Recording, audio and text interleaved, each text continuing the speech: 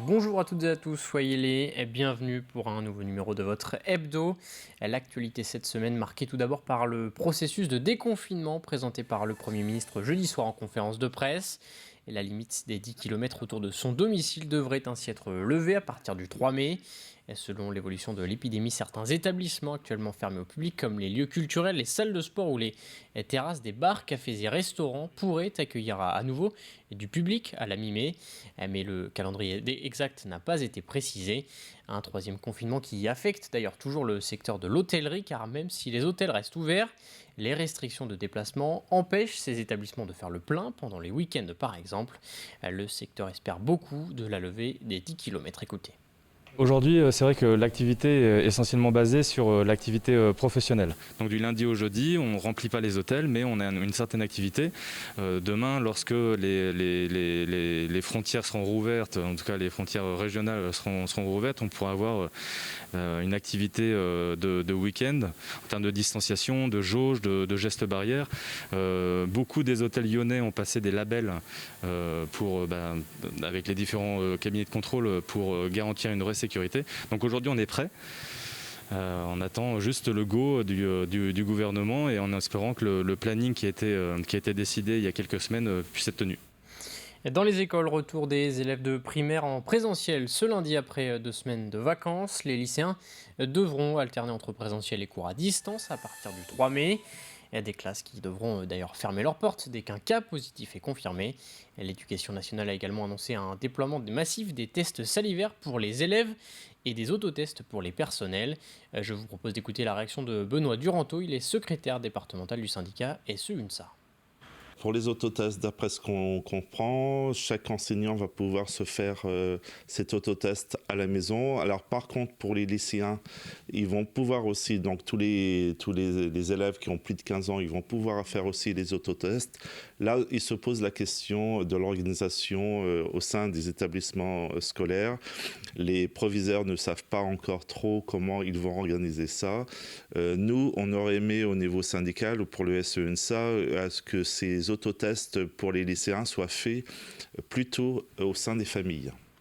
Les restrictions de ce mois d'avril vont donc progressivement être allégées. Le gouvernement estime que les indicateurs de l'épidémie sont encourageants, mais dans le département, ces données épidémiologiques restent élevées selon l'Agence régionale de santé.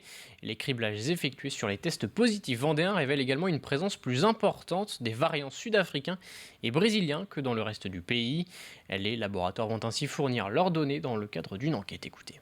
Nos laboratoires de biologie publics et privés vont pouvoir participer à une enquête flash spécifique sur le département de la Vendée, en complément des enquêtes flash nationales qui sont réalisées. Donc, on est en train de mobiliser tous nos laboratoires et qu'ils envoient un certain nombre de leurs PCR pour participer à cette surveillance génomique. Ça ne nous empêchera pas, évidemment, en complément, de continuer à faire notre propre surveillance sur l'ensemble de nos 5 départements avec l'aide des plateaux techniques des CHU de Nantes et d'Angers. Et puis en ce qui concerne la vaccination, la campagne s'est élargie la semaine dernière aux personnes de plus de 55 ans et plus. Parmi elles, les agents de police, les gendarmes, les enseignants, les ATSEM, les AESH ou les professionnels de la petite enfance sont considérés comme prioritaires. Une liste qui s'est allongée cette semaine. Désormais, les conducteurs routiers, les salariés en boulangerie ou encore les agents d'entretien peuvent aussi se faire vacciner. La liste complète de ces professions prioritaires est à retrouver sur notre site internet dans la rubrique Complément Info. Et depuis le début de l'épidémie, certaines professions ont dû évoluer et s'adapter. C'est le cas des pharmaciens, autorisés à vacciner les plus de 55 ans justement. Au fil des mois, les 211 officines vendéennes sont devenues des lieux d'information pour le public. En première ligne, les pharmacies ont dû notamment former leur personnel à effectuer de nouvelles missions. Notre profession a vraiment évolué en un an de Covid. On a des nouvelles missions qui sont greffées dans notre quotidien, dans l'urgence, et qui a vraiment fait évoluer notre activité. Récemment, on a eu l'autorisation de vacciner contre la Covid, donc c'est encore une nouvelle mission. On a la possibilité aussi de faire du dépistage avec les tests antigéniques. On nous appelle beaucoup plus pour avoir des infos. parce que les médecins ne sont pas toujours accessibles.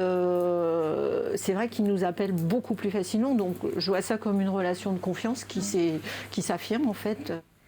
En économie, de nombreuses entreprises ont désormais mis en place le télétravail pour leurs salariés quand cela est possible. Et conséquence, les espaces de coworking sont particulièrement sollicités. Ces lieux partagés permettent d'offrir une connexion internet et de rompre l'isolement des télétravailleurs. À Noirmoutier, un nouvel espace de coworking vient d'ouvrir. Il est notamment fréquenté par des salariés venus de régions parisiennes. Reportage Pierre Dalicieux. Le silence, le soleil, l'air marin, 3 ingrédients qui semblent être parfaits pour le télétravail. Cet espace de coworking a tout pour plaire. Cette habitante de Noirmoutier et travailleuse indépendante est ravie de pouvoir venir travailler ici, surtout en ce moment. Moi, je suis d'ici et en ce moment, j'ai ma petite puce de 21 mois à la maison et mon compagnon qui ne travaille pas en ce moment. Donc la maison commence à être un petit peu petite pour tout le monde. Donc c'est vrai que c'est agréable d'avoir un endroit un peu studieux, un peu à part, où ça permet de mieux se concentrer, quoi. Cet espace a ouvert début avril et le planning des réservations est presque plein tous les jours. Depuis l'annonce du confinement, de nombreux salariés des grandes villes sont venus se mettre au vert.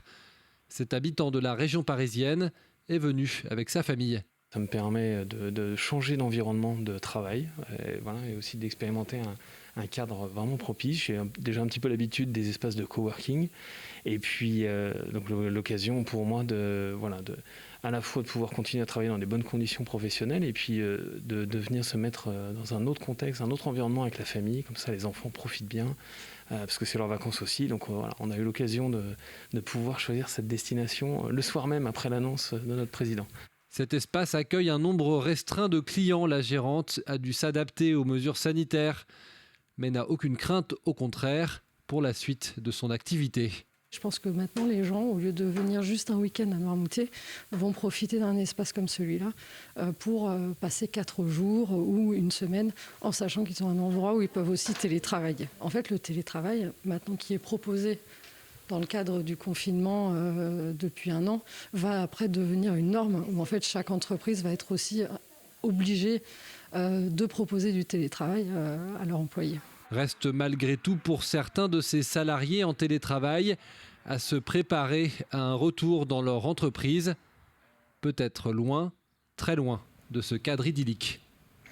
Autre conséquence de la crise sanitaire, l'association Les Petits Frères des Pauvres a récemment publié un rapport dénonçant l'isolement des seniors et la dégradation de leurs conditions de vie depuis le début de l'épidémie.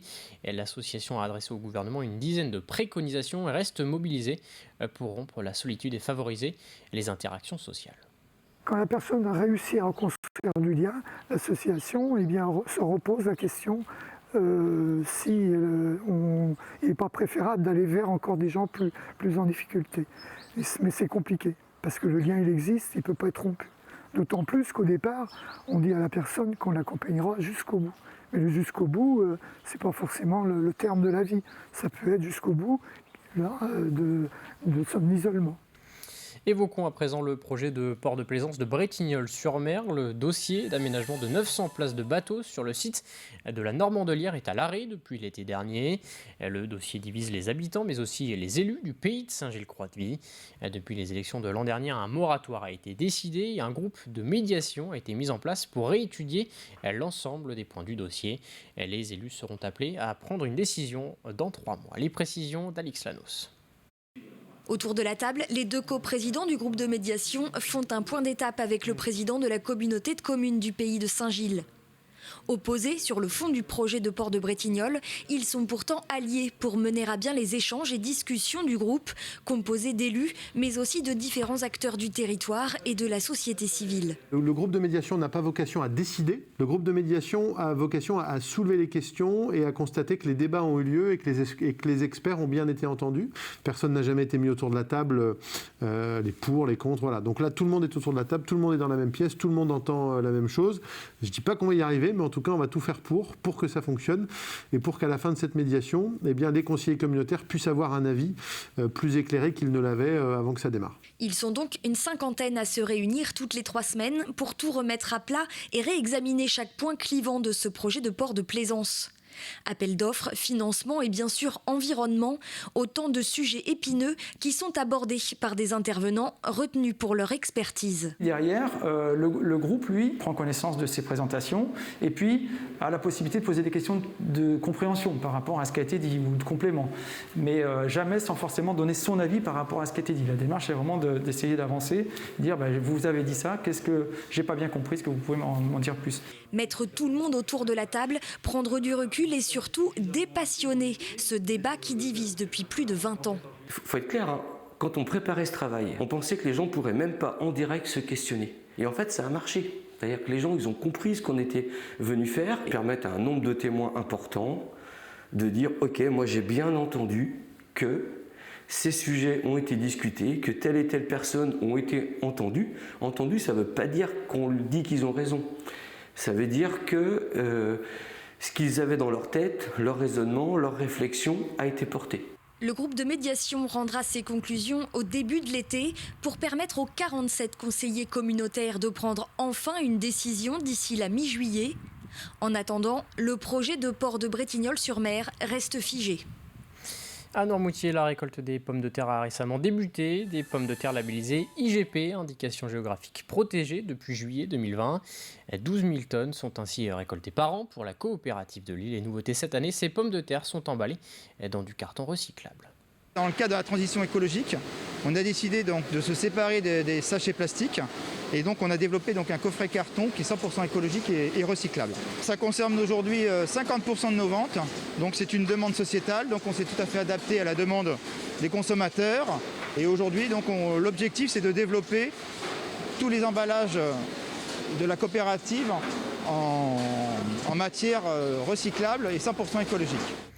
Direction enfin les Sables d'Olonne où un chantier un peu particulier vient de se terminer. Une fresque de 300 mètres carrés se dessine désormais sur la façade d'un immeuble du Remblai. 4 artistes muralistes ont reproduit une œuvre exposée au musée de l'abbaye Sainte-Croix, un tableau du début du XXe siècle d'Albert Marquet intitulé « Été, la plage des Sables d'Olonne ». Découverte signée Marie-Aimée Copleutre. Sur la façade de 300 mètres carrés s'affiche la reproduction d'un tableau d'Albert Marquet. La municipalité et les propriétaires de l'immeuble ont choisi ce peintre emblématique. Appartenant au mouvement fauviste du XXe siècle, il a peint environ 50 tableaux des Sables d'Olonne. Aujourd'hui, le musée d'art moderne et contemporain de la ville en possède 2.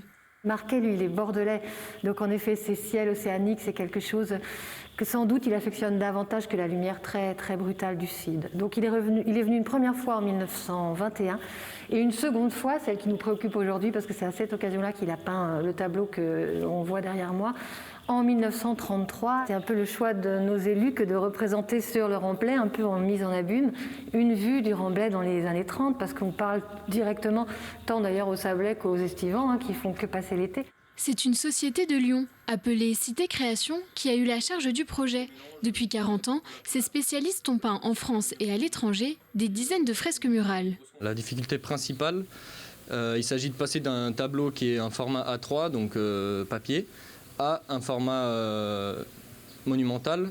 Et du coup, la seule contrainte, on peut dire, c'est d'agrandir le dessin. Donc on passe par une technique de quadrillage qui nous permet d'adapter la peinture au format mural. On peint avec des pinceaux, des rouleaux, des spalters. Et sinon, au niveau de la peinture, c'est de la peinture acrylique de façade, donc qui est spécialisée pour les bâtiments et qui permet de garantir une durée dans le temps de la tenue de l'œuvre. Sur les échafaudages, les 4 peintres muralistes ont affronté le vent. Pour un coût total de plusieurs dizaines de milliers d'euros, la fresque va rester intacte pendant 10 à 15 ans. L'objectif, permettre à tous d'accéder à l'art.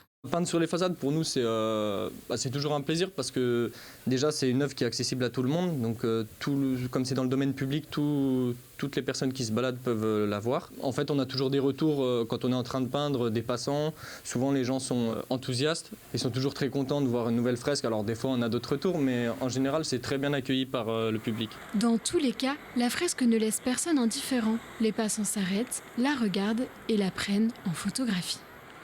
C'est la fin de cet hebdo. Très bonne journée et bon week-end sur TV Vendée.